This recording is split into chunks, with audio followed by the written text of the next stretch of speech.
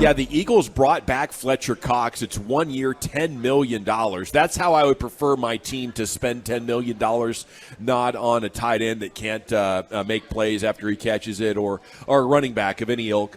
But on a game-wrecking defensive tackle, and Fletcher Cox has been very good. He's a little long in the tooth, but he is back with the Eagles. They also kept Bradbury, and they were going to release Darius Slay. I guess they did, but then they found a way to restructure and hang on to him. So they've really only lost Javon Hargrave and probably Chauncey Gardner-Johnson. Still a couple of huge losses.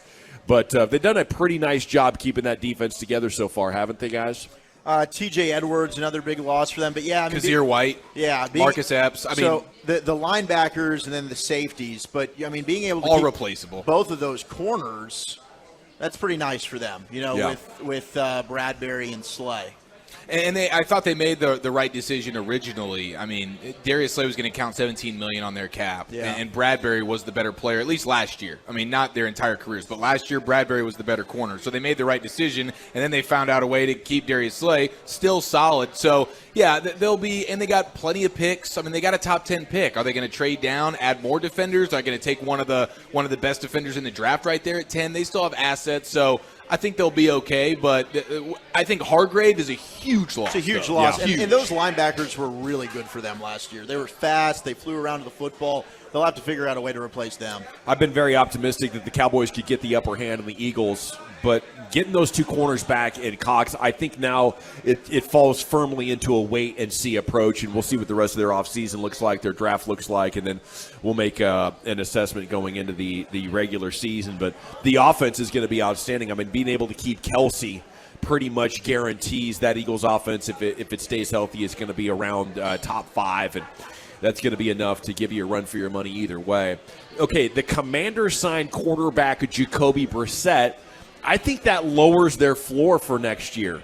You know, I like maybe going with Sam Howell, but if he fails, Jacoby Brissett can play around 500 football for you if you have a good supporting cast. Sure can, and we've talked about their weapons. I mean, we like a lot of their skill players, which, I mean, it's a bummer. You don't want to be giving a division rival a bunch of love, but they've done a good job when it comes to Curtis Samuel, and Jahan Dotson was an excellent draft pick for them, and then maybe the most underrated receiver in the NFL in Scary Terry McLaurin. So, I mean, Jacoby Brissett's a guy that can play 500 football for you and keep you in the hunt.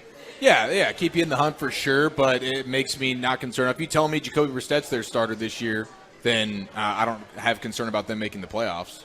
Yeah, part of me says I wouldn't waste my time with quarterbacks. If you're not a franchise guy, I don't want to spend any time or money on you. I just want to be as bad as possible so I can draft my next guy. I think Brissett, though, plays a level of football that could make Washington formidable against you. No doubt. Yeah. I don't think they're going to make the playoffs. I don't think they're going to be a contender, but they're not going to be a dumpster fire at quarterback unless they are trying to go and develop a young guy who's trash. He might have been able to get him in the playoffs last year if they had Jacoby Brissett and they weren't dealing with the Carson Wentz crap. They also added Andrew Wiley, too, the offensive tackle from Kansas City, and he's going to play right tackle for them. So they're trying to work on their offensive line as they do all this. Okay, the other story out of Washington, players are not happy that they let linebacker Cole Holcomb go. He's a former fifth-round pick, played his way into being a team captain. He agrees 3 years with the Steelers after 4 seasons in Washington, became a big cog on their defense. And safety Cameron Curl tweeted not 55 with a side-eye emoji. Washington's defensive end Montez Sweat second in the notion by tweeting right.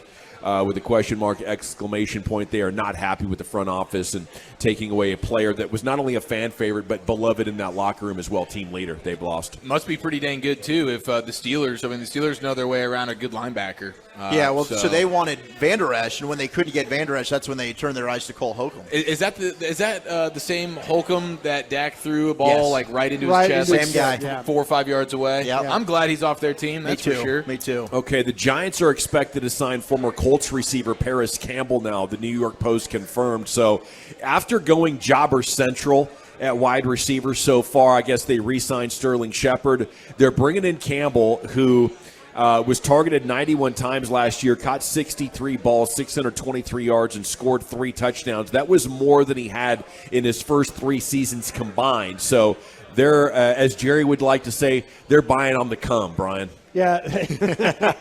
Pause. Yeah, but adding Darren Waller to this mix too, I think that helps them with their tight end room for sure.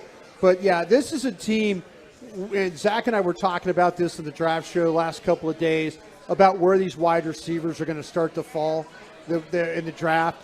Potentially Houston at 12, and then you're going to get down into that range where right before the Cowboys, you might be looking at one of these wide receivers, and a team like the New York Giants are just going to grab one right in front of you. So yeah. I expect that they're going to go ahead and add more skill guys again. Got the tight end done, Saquon Barkley on the franchise, and then adding a wide receiver. They could go skill, or the report today is that they also like the Minnesota Golden Gophers center, Michael Schmitz. They like my guy John Michael Schmitz. Well, they have the John Feliciano is a unrestricted free agent. Gosh. Their center. So that's I would why they're hate looking at them that. if they did that. That dude's a freaking stud. Art Stapleton, though, who covers the Giants, put out a report today that said he's heard some buzz that the Giants are connected to both DJ Chark and Mecole Hardman. So We'll see if there's any legs there.